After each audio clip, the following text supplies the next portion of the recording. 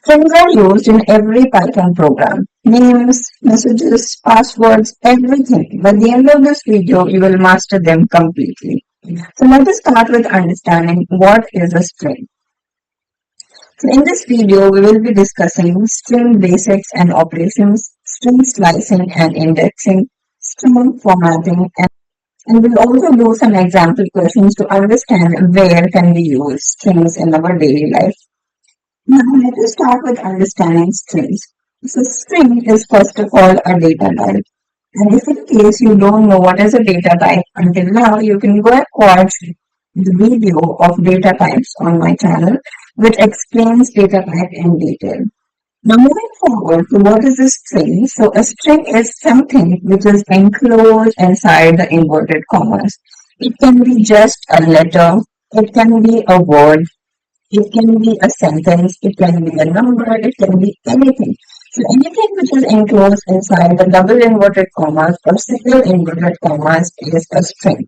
Now this string, now one of the string is stored in a word called Python, and there is another string which is stored in a word programming. Now these strings I'm going to store inside some variables. So there is a variable A holding some string, and there is another variable B which is also storing a string. Now, these are two different strings. Now, I want to perform some operation with them and want to make it a single string. So, I want the output to be as a Python programming. So, what we can do is we can add them A plus B because Python plus programming is what we want on our output screen, right? So, we can simply perform the addition operation here because they both are of the same data types. They both are strings, right? So when you're performing addition on two strings, that is called as concatenation. So we are going to perform concatenation, and because you want to display it on the output screen, the first function. Then, because I want A plus B on my output screen, so I'm just adding them. Now let us look at what is the output going to be. So we wanted our output to be Python programming, and that's what we got. And if in case you also want some space in between them, so we are going to add one more string in between them, which is just going to be a space. So right now we are adding three different strings. The two of the strings were stored inside variables, but the middle string is just a string we have created and it has not been stored inside any variable. Okay. Now what if you want to perform multiplication on the strings? That operation is called as replication. So replication is when you perform multiplication on some string and you will use the operator, which is the multiplication operator, that is the asterisk. Now in this case, you want a particular string. So this is string A. Okay, I want this string to be on the output screen three times. So because I want to multiply it, I've used the multiplication operator, and because I want it three times, I am putting the number 3. And you can see there are 3 A's on the output screen. And what if my first line was Python programming, right? I just want to underline that particular string. So I'm using an underscore as a string, and I want this underscore to be 10 times on the output screen. It should look like it is underlining the first line. So 10 is very less, so we can make them 20. So that underscore will be displayed 20 times on the output screen. So if in case you want any string to be displayed multiple times, then you will be using the asterisk operator, which will be called as replication. So these are the two basic operations you can perform on strings. Okay. Now moving forward to slicing and indexing. So understanding indexing is very important before we move forward to anything. Okay. So now indexing means giving index to every element of our string. Now what is this index? Now index means every element of our string will be given a unique number, or that will be the position of that element.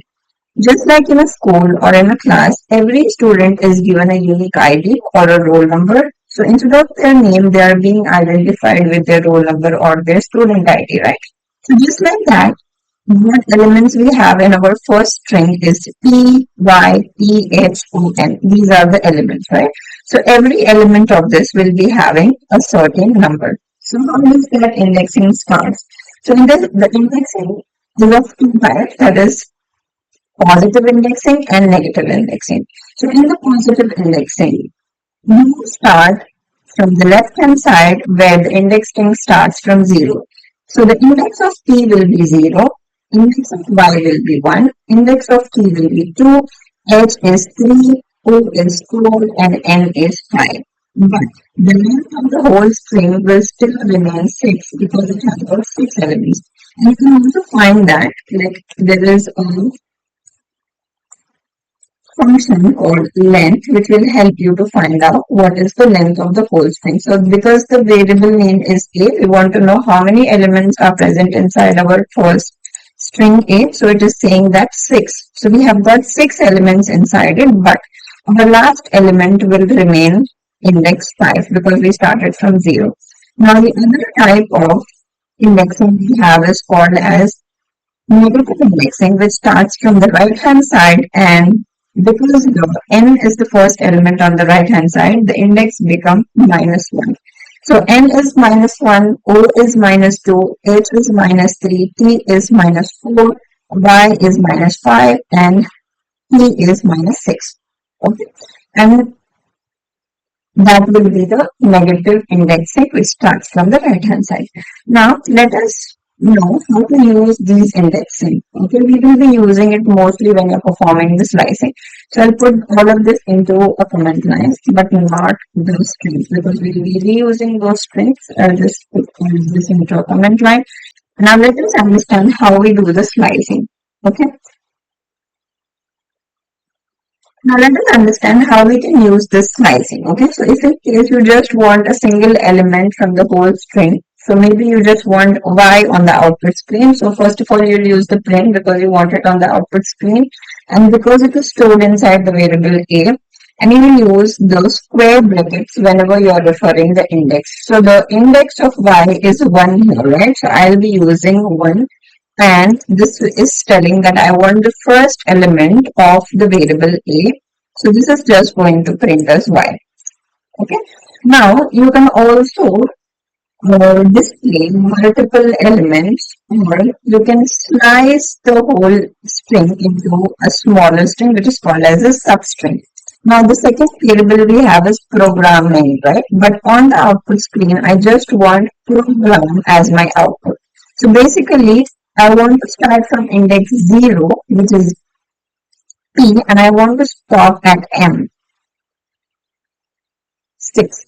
So the index of M is 6. So we want to basically start from 0 and stop at 6. So in that case, what you will do, so this is called as slicing, by the way, string slicing, because we are slicing a bigger string into smaller string, and once you do the slicing, you get a substring, because from the whole string, you're getting a part of it. Right, so that will be called as a substring. Now, from programming, we just want program, and that variable is that thing is stored inside the variable b. So we are printing b.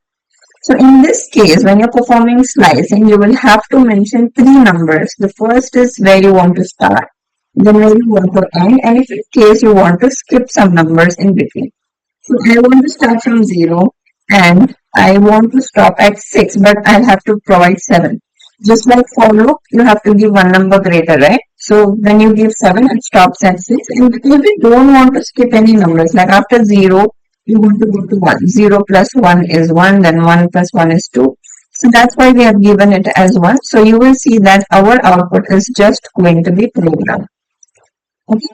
Now what if I give 2 here instead of, giving 1 as my step? It will give me alternate numbers. That means after P, it just skipped one element in between, that is R, and it went to O. What is happening here is it is adding 2 elements after it. 0 plus 2 is 2, right? So after 0, it goes to the second element, which is O. Then 2 plus 2 is 4, so it will go to the fourth element.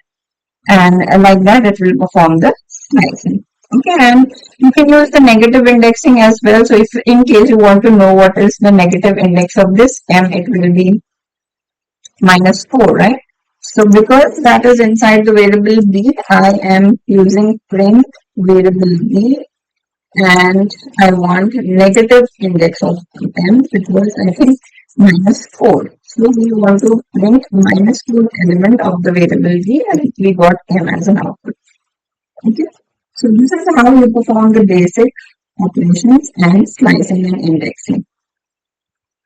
Now, what if you want to reverse the whole string using this indexing or slicing concept? So what you will do is you will use the variable name, whatever variable you have. So let us use the variable a. We use the brackets. So we want to start whatever is the start as usual. We want to stop whatever is the stop as usual.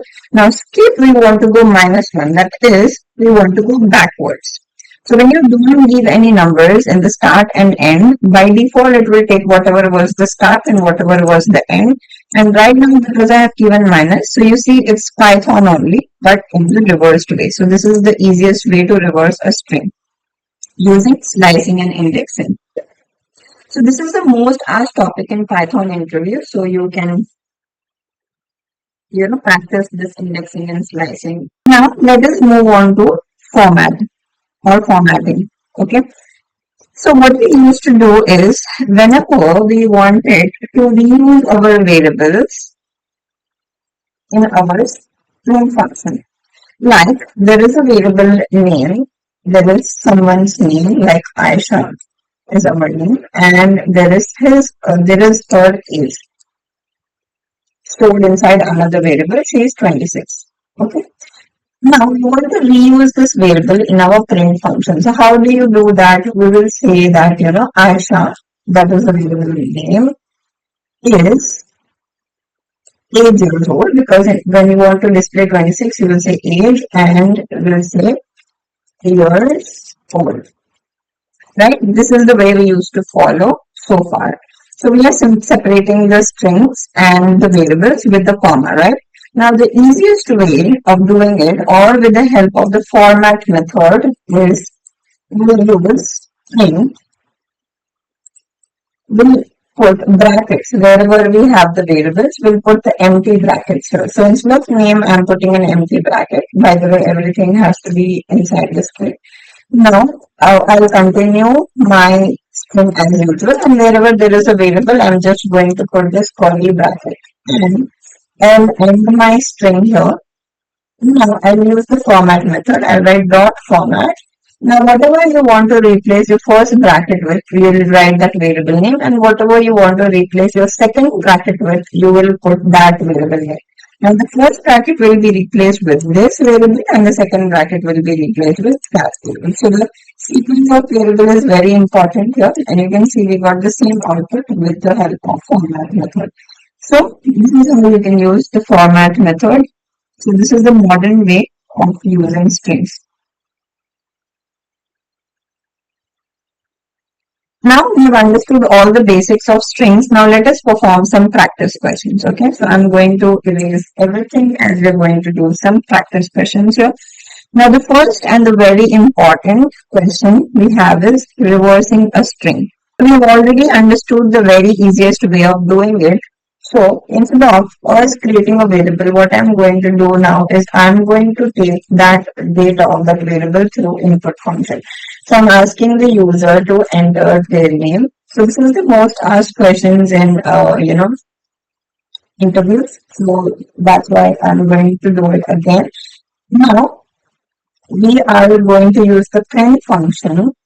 Now I want to say that this is our reversed string. So that's why we have used a string here, and because we want to display the reverse string, we'll use the variable name, and because we want to start wherever was the start and stop wherever was the stop, I'm just putting them empty, and I am using -1 so that it reverses the whole string.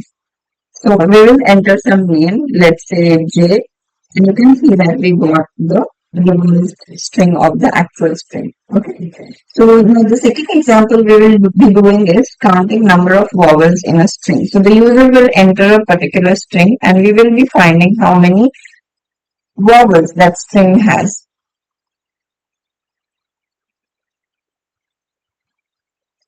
So we'll be using the functions concept here. We will be creating a function to find out how many vowels does a string has.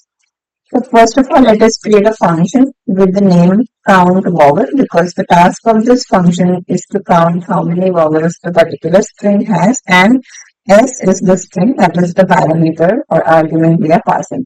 Now inside this function we have a variable count which is initially 0, because right now we don't know how many vowels the particular string has, right?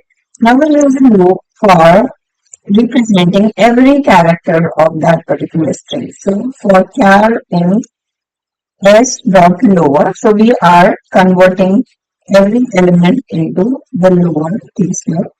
Then we are checking that if that particular character, whichever character it is right now, with the help of loop, we want to check if it is having A, E, I, O, U inside it, and every time it has A, E, I, O, U, we want to increase our count by 1. Earlier the count was 0, but every time it finds out that any character is A, I, O, U, it should be increasing it. And now the task of this function is to just return the number of count.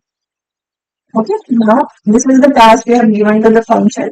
Now it's time to call the function, right? So because we have used the return keyword inside the function, we'll have to use string whenever we call the function. So I'm using the name of my function as count vowel, and the string we had, or whatever string we want to, check, we'll put it inside this. So I want to put my string as control programming.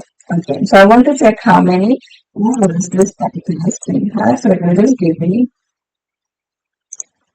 Okay, so my function name was vowels. So let us change it and let us run it. String has.